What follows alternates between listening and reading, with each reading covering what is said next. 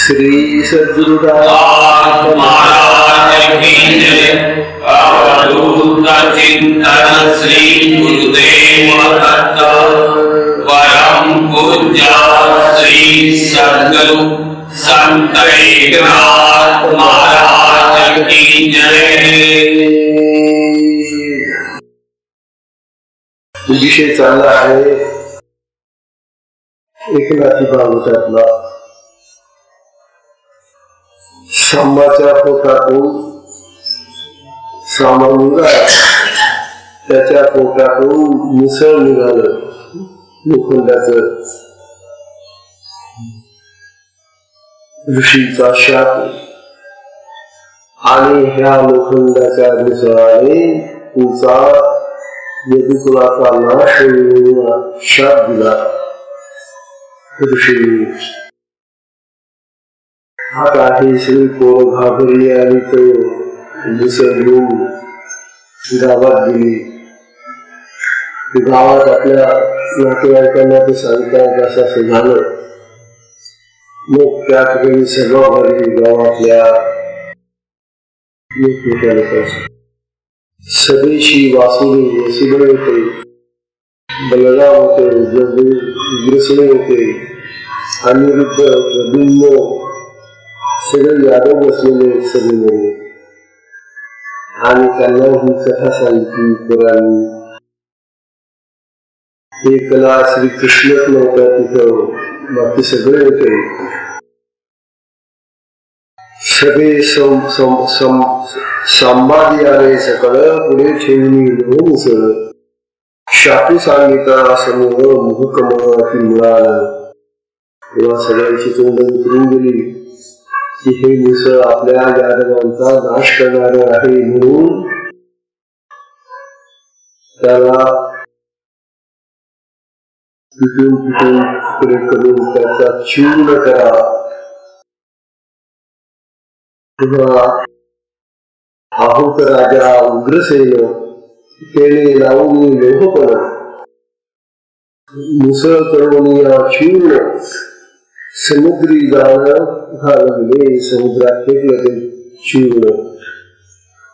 मुसळाचं लोखंडाच्या मुसळाचं चूर्ण केलं उग्रसेनाने आणि ते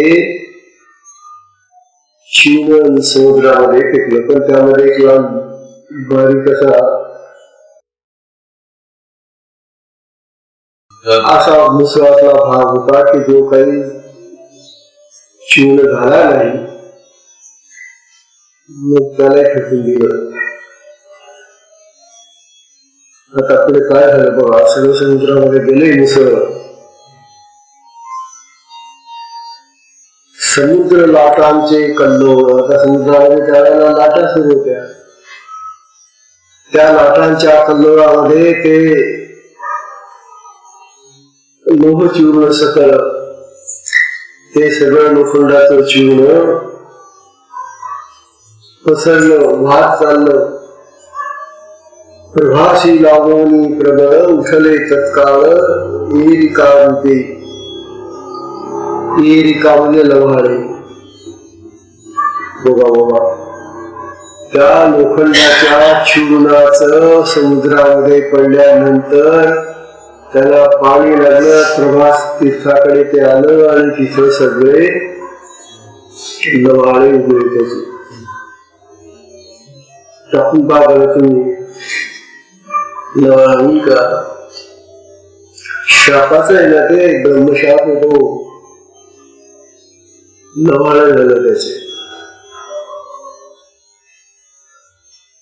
एरिका रूपे लोहक गळू नील गेली. आता तो जो लालचा तुकडा होता, कठीण लालचाच होता तो, फार मोठा नव्हता तो लहानसा तुकडा एका माशाने गिळला.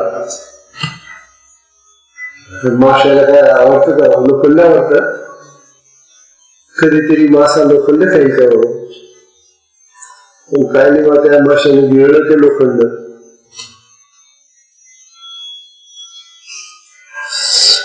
लोह कवळू मीन गिळी, त्या मीनाते समुद्र जळली. अन्यत्र मत्स्य सहित जाळी मत्स्यघ्न आकळी निजू लागली. त्या समुद्रामध्ये मासे पकडणारा एक कोळी आला आणि त्याने आपलं जाळं टाकलं आणि त्या जाळ्यामध्ये हा मासा सापडला. त्याच्या पोटामध्ये ते लोखंडाचं बीज होत. त्याला पकडलं. तो मत्स्यघ्न दिदारी, तो मत्स्यघ्न म्हणजे मासा मारणारा कोळी, त्याने तो मासा चिरला.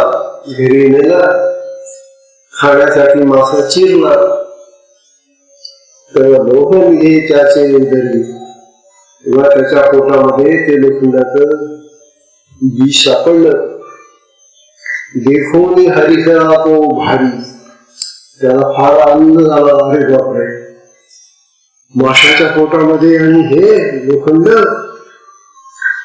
असं म्हणतात माशाच्या पोटामध्ये जर लोखंड सापडलं आणि त्याचा जर बाण केला आणि तो बाण जर एखाद्या योद्ध्याने कोणाला मारला तर बरोबर लागतो, तो सुकत नाही. तो माशाच्या पोटातून आलेला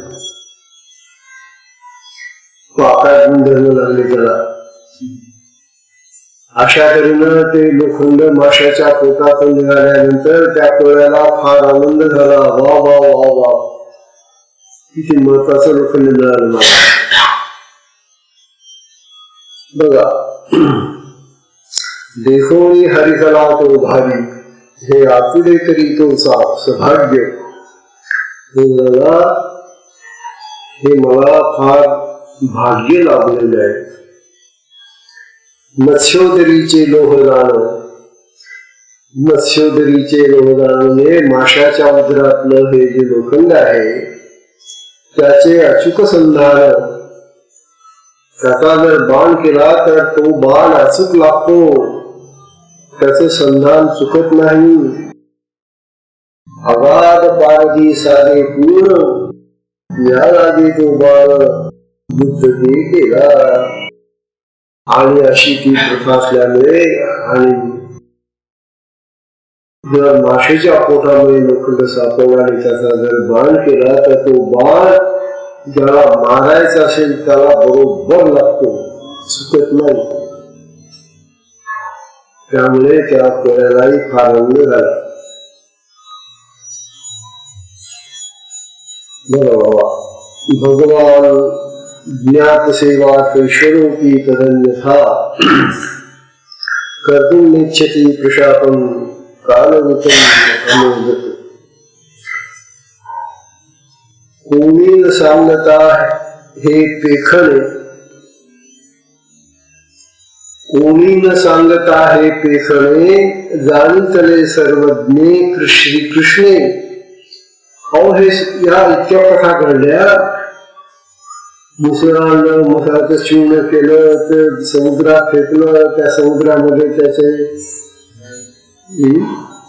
काय काय निर्माण झालं, वारे निर्माण झाले. माशाच्या पोटात गेलं, माशाच्या पोटातून त्याला त्या अन्न झाला. हे भगवान श्रीकृष्णाला कोणी काही न सांगताना सगळं कळलं. भगवानच होते ते की असं असं काहीतरी घडून राहिलेलं आहे द्वारकेमध्ये, पण मला कोणी सांगत नाहीये. नको सांगू, मला तर कळतं काय होणार आहे ते पुढे. तेव्हा भगवान श्रीकृष्णाला याची कोणीही काहीही माहिती सांगितली नाही.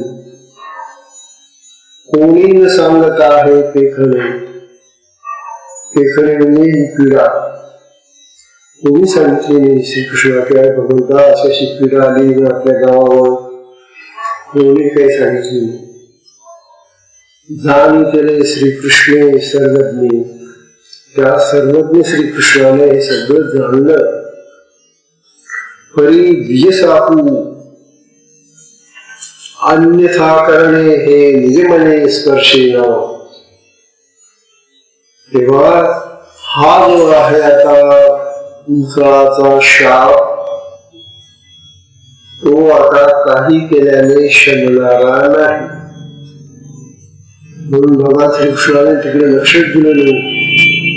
भगवान माहिती होतं की हा जो शाप मिळालेला आहे हा शाप आता लाभणार लोकांना. म्हणाल हे नव्हेल त्याशी. बघा, पालटेना द्विजशापाशी, जो निमाल्या आणि गुरुपुत्राशी कृष्ण कलिकाशी नियंता. वास्तविक भगवंताला सगळं काही करता आलं असतं. कुठलेही शाप भगवंताला लागत नसतात, कारण ते ब्रह्म असतात, आत्मा असतात. ते म्हणून श्रीकृष्णांनी जर मनात आणलं असतं तर कुठल्याला कोणतं शाप बाधला नसता. कारण ते सांदीपनीच्या आश्रमात असताना त्या आईने जेव्हा सांगितलं, संदीपनीच्या मातेने, त्यांची पत्नी, त्या आश्रमामध्ये त्यांचा एक मुलगा असा पाण्यामध्ये बुडून गेला होता. एकच मुलगा होता, तोही गेला होता. तेव्हा आई तिथली त्यांची ती म्हणाली, कृष्णा तू होता तोपर्यंत मला माझ्या मुलाची काही आठवण राहते. जवळपास तूच माझा मुलगा इथे मला भेटतोय असं वाटत होतं, पण आता तू चांगला आहे शिक्षण घेऊन. तेव्हा मला फार वाईट वाटतं रे. मग काय झालं आई? अरे असा सांगितलं गेलं मला. ठीक आहे म्हणून मी आता आणून देतो पोरगा. बलरामाला घेतलं आणि ते यमाच्या दरबारात गेलेले. त्याने तिथून यमाला सांगितलं की तो मुलगा दे. तो मुलगा परत आणून दिला आईला, घे आई. ज्या भगवंताला एवढी शक्ती आहे की मेलेल्या बाळाला पुन्हा जिवंत करून तो आईला देतो, त्याला हा शास्त्रा कसे येत हे सांगता येते. त्या आईचे तर एकच पुत्र दिला, पण तू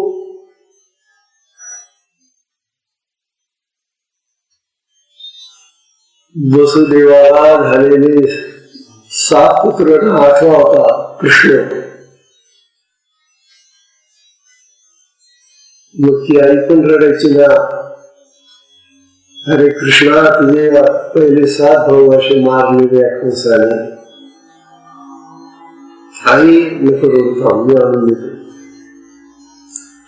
भगवंतांनी ते मारलेले कंसाने मारलेले सगळे परत आणून दिलेले जिवंत. आता ही जी ह्या ज्या गोष्टी आहेत ती यमलोकी गेलेले जीव सुद्धा भगवान श्रीकृष्ण परत आणून देतो. तिथं हा शाप परत करणं काय कठीण नाही त्यांना. परंतु ते तसं घडावं, घडलंच पाहिजे अशीच त्यांची इच्छा होती ना.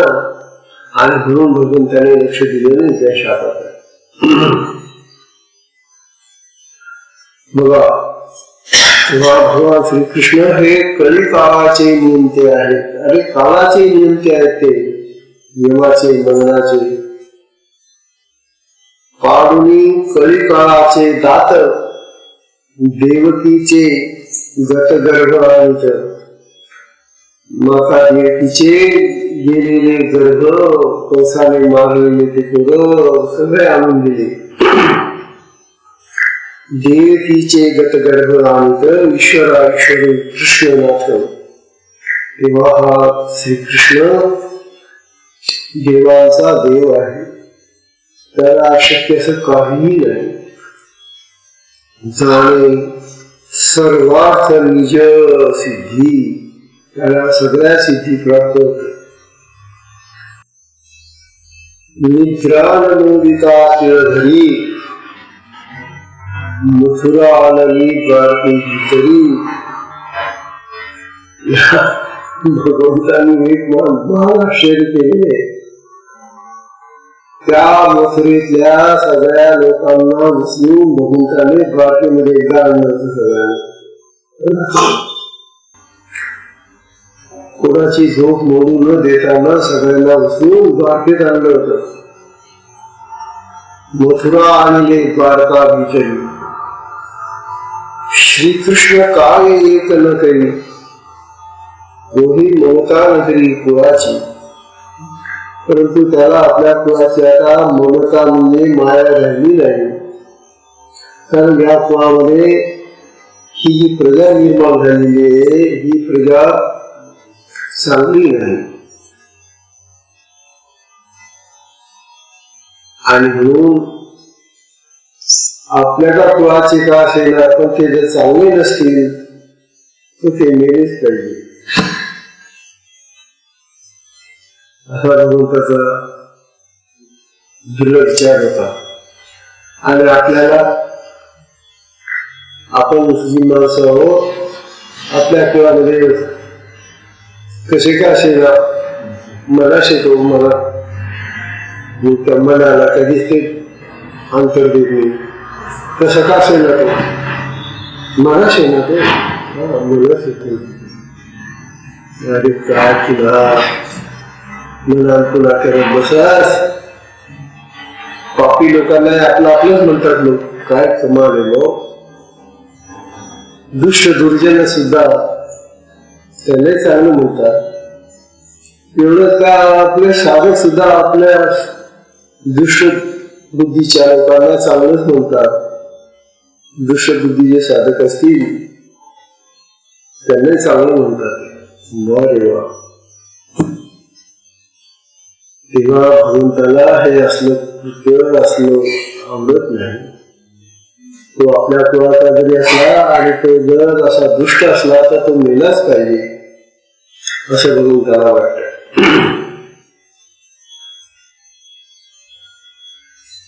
बघा, तो ममता न धरी कुळाची, निज कुळ क्षय जरी झाला, स्वतःच्या कुळाचा क्षय जरी झाला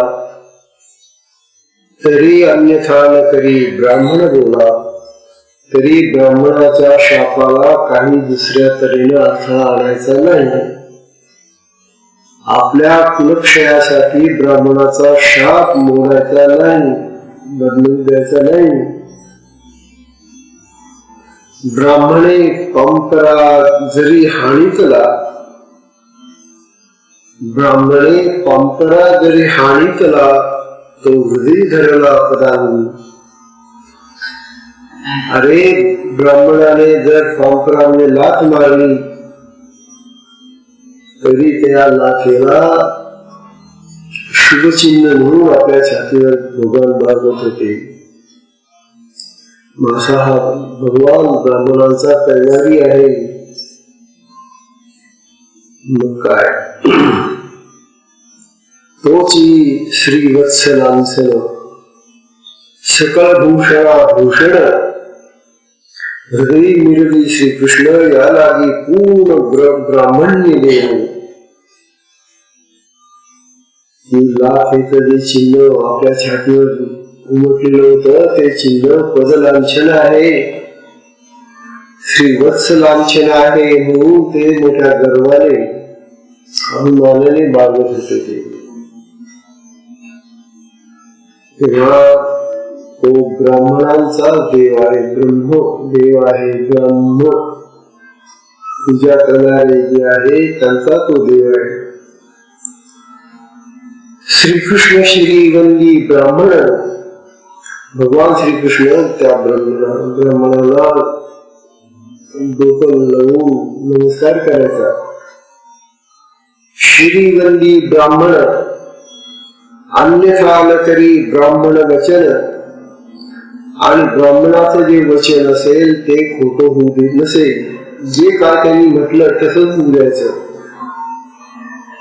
अन्यथा न करी ब्राह्मण वचन या लागी ब्रह्मण्य देव पूर्ण, वेद बल्ली जनवली. बघा, वेद जन म्हणजे वेदाची उपासना करणारे जे ब्राह्मण आहे त्या ब्राह्मणाला भगवान श्रीकृष्ण वंदन करायचा, डोकं ठेवून वंदन करायचा. ब्राह्मण रूपे स्वय श्रीहरी या लागी ब्राह्मणांचा कैवारी. कुलक्षय गहारा जरी तरी द्विजांवरी क्षोभेना असा भयानक शाप दिलेला असताना सुद्धा त्या ब्राह्मणांना भगवान रागवला नाही, क्रोध नाही केला त्यांच्यावर. अरे स्वतःच्या कुळाला शाप मिळालेला आहे, सगळं कुळ नष्ट होणार आहे, सगळं यादव मरणार आहे, असा शाप आहे, तरी सुद्धा ब्राह्मणांना राग नाहीये. बघा, तरी द्विजावरी टोपेना ऐकून ब्राह्मणांचा शापू, तो ब्राह्मणांचा शाप पुढे त्याला कळला, ऐकला. न धरी मोहाचा खटपटू,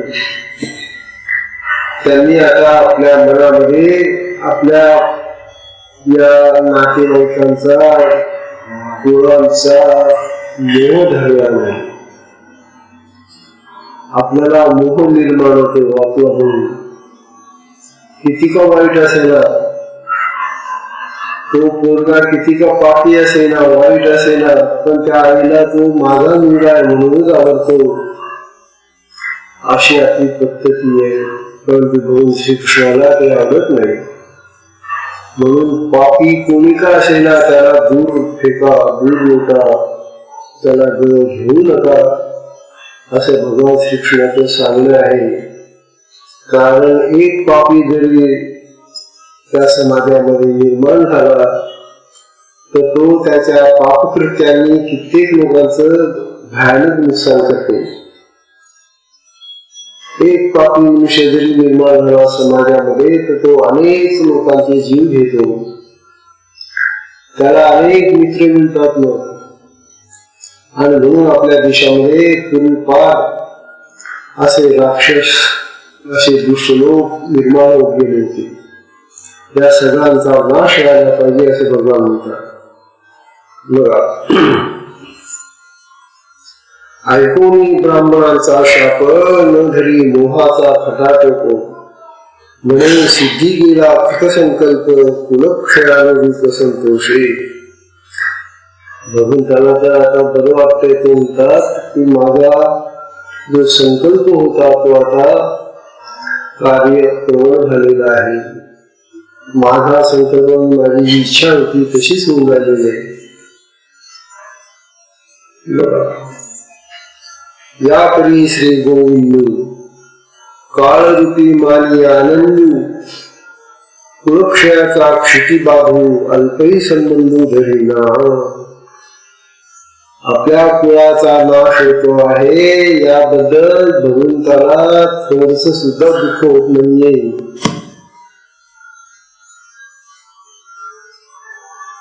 कारण वाईटाचा नाश होणं हे चांगलं आहे, वाईट नाही. वाईटाचा नाश होणं हे चांगलं काम आहे. म्हणून वाईट मरायलाच पाहिजे. संतोष श्रीकृष्णनाथा पुढील अध्यायी ज्ञानकथा. आता हा पुढचा अध्याय सुरू होणारे हा अध्याय आता संपतोय. तो पुढचा अध्याय सगळा ज्ञानकथा आहे, अतिशय महत्वाचा. दुसरा अध्याय अतिशय महत्वाचा आहे. म्हणून नाथ महाराज सांगतात, हे साधकांनो, श्रवणकर्त्यांनो, आता हा पुढचा अध्याय जेव्हा सुरू होईल तो अवश्य ऐका. बघा, पूर्ण संतोष श्रीकृष्णनाथा पुढील अध्यायी ज्ञानकथा. अतिरसाळ स्वानंदता. अतिरसाळ स्वानंदता अवधान श्रोता म्हणजे तेव्हा श्रीच्यांनी माझ्याकडे लक्ष द्यावं. कारण पुढची कथा अतिशय उत्तम आहे, ज्ञानकथा आहे. जेथे नारद आणि वसुदेवा संवाद होईल सुहावा. नारद आणि वसुदेवाचा संवाद आहे. पुढे संवाद होईल सुहावा. जनक आणि आकर्दन आर्षद देवा कृष्णोत्तरी जीवा सानंदू दाते. बघा जनक आणि आर्ष देवाचाही संबंध आहे पुढे. हे रसाळ ब्रह्मज्ञान माती साखरीन निज परमार्थू एका जनार्दना विनंतू श्रुते कृपा करीतू अर्थावबोधे. श्रुत्यांनी कृपा करावी याचा अर्थ ध्यानात घ्यावा. इति श्रीमद्भागवते महापुराणे एकादश स्कंदे परमहंस संहितायां एकाकार टीकायां विप्रशापो नाम प्रथमो अध्याय. श्रीकृष्णार्पणम् अस्तु. हा पहिला अध्यायाचा संपला. आता हा दुसरा अध्याय सुरू होतोय. सगळं लक्ष द्या. आता श्री ओम तत्सत्. श्री कृष्ण प्रसन्न सार्थैकनाथी भागवत अध्याय दुसरा. श्री गणेशाय नमः. श्री गोपाल कृष्णाय नमः. जय जय देवादिदेवा भोगशी गुरुत्वे स्वभावा विश्वे विश्वात्माने सद्भावा. तू कृपेने जेव्हा अवलोकशी. हे प्रभू हे दत्त. भगवान श्री कृष्ण तू देवांचा देव आहे. ईश्वराचा ईश्वर आहे तू. म्हणून तू सद्भावनेनं आमच्याकडे बघ. आम्हाला पहा. तू कृपेने जेव्हा अवलोकशी. तू जेव्हा आमच्यावर कृपा करून आम्हाला पाहशील ते विश्वी जो विश्वव्यापी त्या ते विश्वासी म्हणती. तेने विश्वासे प्रसन्न होशी ते पायापाशी प्रवेशी. हे भगवंता आम्ही तर तुझ्या पायाशी विश्वास ठेवणारे आहोत. चरणाला नमन करणारे आहोत. तू विश्वात्मा आहे. तेव्हा भगवंता आमच्या कृपा कर. बरं त्या चरणारविंद कृपा दृष्टी अहम सोहम सुतल्या गाठी. एक सरे तुझ्या पोटी उठा उठी प्रवेशलो. तेव्हा एक दंत म्हणतात. हे भगवंता तुझ्या चरणारविंदी कृपा दृष्टीनं तू आम्हाला काढून आमच्या अहम सोम गाठी सुटल्या पाहिजे. नंतर उठाउठी प्रवेशलो आणि आम्ही तुझ्यासारखं ब्रह्मज्ञान प्राप्त केले पाहिजे. ते ब्रह्मज्ञान ते आत्मज्ञान आम्हालाही प्राप्त हो अशी आमची प्रार्थना आहे. बघा या लागी तू निजात्म माये या हेतू जो पाहे जाये. तव बापपण तुझ माझी आहे अभिनव काय सांगावे. तू जेव्हा आमच्याकडे निजात्म भावाने पाहशील. तू जेव्हा आम्हाला आपलं म्हणशील त्यावेळेला तू आमचा बाप आहे. बाप सदृश आहे. पिता आहे. ईश्वराने जर आपल्याला आपलं म्हटलं ना तर मग आपण ईश्वरासमान होऊन जातो. आत्म्याने जर आपल्याला म्हटलं की तू माझा आहे ना तर तो आत्मा आपल्याला आत्मस्वरूप करतो. असा नियम आहे. आपल्या देहामध्ये असलेला हा जो आत्मा आहे तो आत्मा जर प्रसन्न झाला आणि तुमचा जीव भाव जो आहे तो देहाला चिटकलेला असतो. तर देहभाव देहाला चिटकलेला जीव भाव जर प्रार्थना केली तर तो जीव भावही आत्मभावामध्ये चालला येतो. आत्मस्वरूप होतो जीव. जीव आत्मस्वरूप होणं म्हणजेच जीवनमुक्ती. बरं आपला जो आत्मभाव देहाला चिटकलेला आहे थोडासा, त्यामुळे आपल्याला हे सगळं संसाराचं जीवनाचं सगळं असं, परंतु तो जीव भाव जर तिथून सुटला तर तो आपल्यामध्ये मिळतो, आत्मसमान होतो, मग जीव आणि शिव हे तुटून जातात, त्यांचा फरक राहतो. तसंही भगवंताला प्रार्थना आहे या अध्यायामध्ये. आता ही जरा नीट ऐका.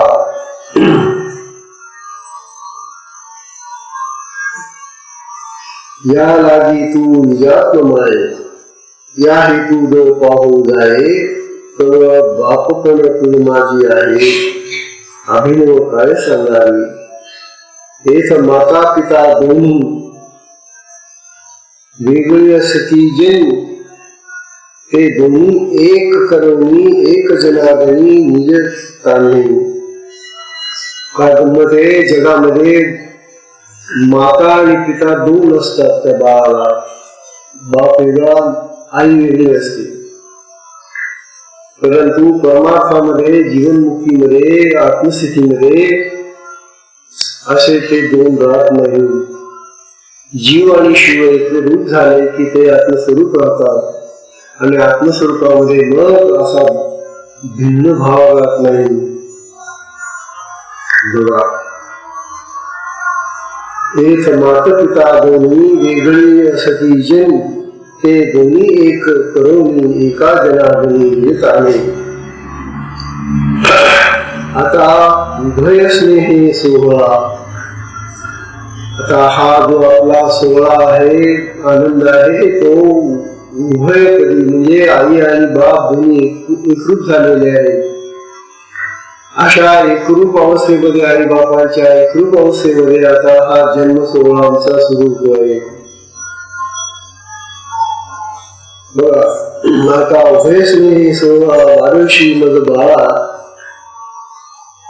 तरी नित्य नवा सोहळा संभ्रम आगळा निजबोधाचा.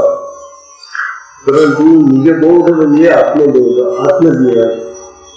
आत्मबोधाचा म्हणजे सोहळा फार वेगळा आहे. बाकीचे सोहळे फार वेगळे असतात. सोहळे म्हणजे उत्सव, आम्ही अनेक प्रकारचे उत्सव साजरे करतो. परंतु हा जो उत्सव आणि सोहळा आहे, म्हणजे उत्सव आहे, तो फार वेगळा आहे. हा निजबोधाचा उत्सव आहे. निजबोध म्हणजे आत्मबोध, म्हणजे आत्मज्ञानाचा सोहळा आहे. बरं, शिव शक्ती गणेशु विश्व विष्णु चंडांशु, ऐसा अलंकार बहुसु निज दिलासु निवदिशी. अरे बापरे, हे भगवंता, काय तुझी कर्तव्यारी बाबा. तू शिव शक्ती गणेश विष्णू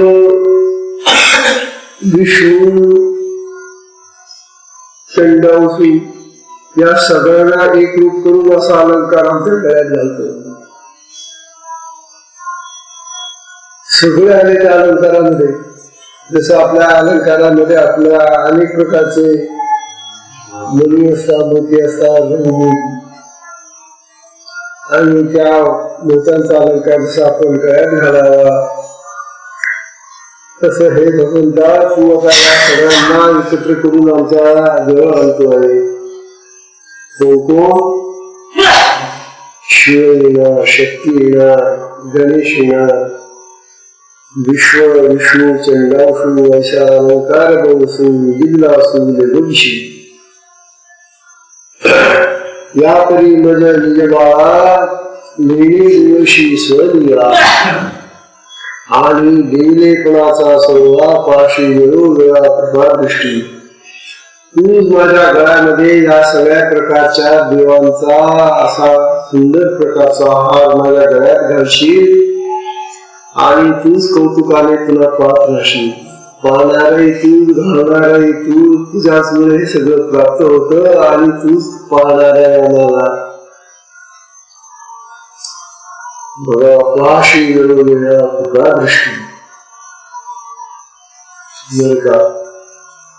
बाळका निर्विजय लेणे कयाचे सुख काय ते जाणे. आता आपण लहान बाळांना वेगळ्या प्रकारची वाळे घालतो, तोडे घालतो, गळ्यामध्ये साखळ्या घालतो, कानात घालतो. त्या बाळाला काही समजतं का?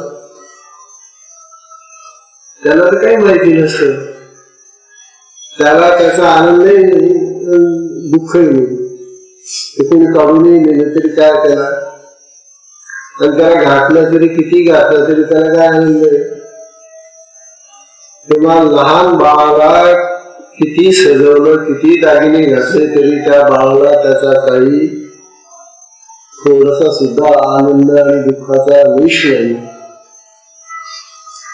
त्याप्रमाणे हे भगवंता आम्ही तुझी बाळ आहोत. तू आम्हाला ज्या प्रकारे नटवशील, सजवशील, त्याप्रमाणे आम्ही बोलू, आम्हाला काही कळत नाही. आणि तूच त्याचा स्वभाव निर्माण करून तूच पाहणार आहे. तुलाच तो आनंद होतो. जसं त्या लहान मुलांना दागिने घातल्याचा आनंद त्या आई बापांना होतो, त्या बाळाला तर काही समजत नाही. तेव्हा वैष्णे स्नेहाला वारशी मग बाळा तरी नित्य नवा सोळा संभ्रमाचा निजबोधाचा शिवशक्ती गणेश वगैरे घालाता. त्यांचा तू आता अलंकार बनवून आता आमच्या गळ्यामध्ये घालणार आहे. बाळका निर्विजय लेणे त्याचे सुखते काय जाणे. तो सोहळा मातेने भोगले तेवी जनार्दने भोगले सुख. आपल्या चिद्रत्नांच्या गाठी, कशाच्या गाठी? चिद्रत्न. आपल्या चिद्रत्नांच्या गाठी आवडी घालशी माझ्या कंठी. या लागी मग पासून जात्म दृष्टी सवे धावे. त्यामुळे तू चिद्रत्नांच्या गाठी, सुंदर प्रकारचे चिद्रत्न माझ्या गळ्यामध्ये तू घातले आहेत. आणि मी असा बालक, मी गुडगुडून धावत बाहेर गेलो की तुम्ही माझ्या मागे धावत येतो. तर न जाणे कुठे पडून न जाय चिद्रत्न. बाळक सय बोलवणे, बाळकाला तर काही बोलता येत नाही. त्याशी माता शिकवी वचने. त्याला कसं बोलायचं ती आई शिकवते ना. आधी पहिला गुरु आई असते बाळाचा. जन्मल्यानंतर भाषा ज्ञान प्रथमता आई देते. अक्षर प्रथम आईपासून देते. बाळक सय बोलवणे, त्याशी माता शिकवली वचने. तैशी ग्रंथ कथा कथेने सय जनार्दने बोलली. म्हणून एकनाथ महाराज म्हणतात, मी हे जे लिहून राहिलेलं आहे हे मी लिहित नाहीये. माझे गुरु जे आहे जनार्दन स्वामी ते मला शिकवतात, सांगतात आणि तसं ते लिहून घेतात माझ्याकडून.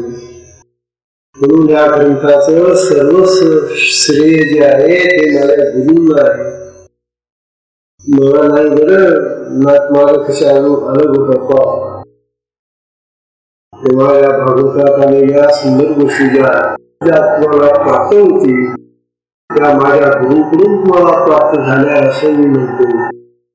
मी तुम्हाला प्राप्त करून दिल्या असं मी म्हणत नाही. हा किती नम्रपणा आहे नाथ महाराजांचा.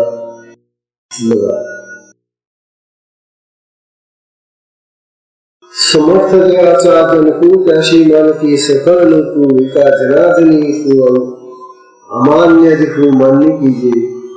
तेव्हा जनार्दन स्वामींना मी प्रार्थना करतो, हे भगवंता गुरुदेवा, तू माझा जनक आहे, खरा पिता तूच आहे माझा. नाथ महाराजांचे आई वडील लहानपणीच होते, त्यांना कळत सुद्धा नव्हते त्यावेळेला. परंतु ते म्हणतात माझे आई बाप माझे गुरु आहे जनार्दन स्वामी. त्यांच्यामुळे मी ह्या सगळ्या मोठ्या गोष्टी करू शकतो. तेव्हा हे ग्रंथाचं लेखन, कथा लेखन जे आहे ते माझे सद्गुरू करून घेत आहे. ते स्वतः बोलवतात, ते स्वतः सांगतात, तेच करतात. मी नुसता त्यांच्या हातातला बावळ आहे. अशा प्रकारचा भाव नाथ महाराजांचा आहे. सत्संगाची वेळ संपलेली आहे म्हणून सत्संगाला विश्राम देऊ. 12 ओव्या झाल्यावर का दुसऱ्या अध्यायातल्या 12 ओव्या झाल्या आहेत. आता पुढे जो अध्याय सुरू होणार आहे तुझा भाग अतिशय उत्तम आहे. आता ज्याच्या भाग्यात असेल त्यांना ऐकायला मिळेल. तेव्हा प्रार्थना करा भगवंताशी, देवा आम्हाला हे ऐकू द्या. देवा आम्हाला एवढं ऐकू द्या. प्रार्थना करा देवाजवळ.